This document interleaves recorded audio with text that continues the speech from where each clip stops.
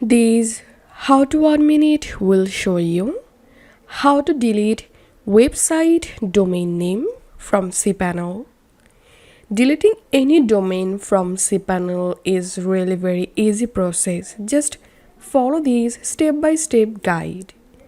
Log into your cPanel and scroll down. Under domain section, click on domains. And here you will get all of your installed or connected domain name. Now click on this manage icon next to the domain that you want to delete. And here click on remove domain. And click on yes, remove this domain.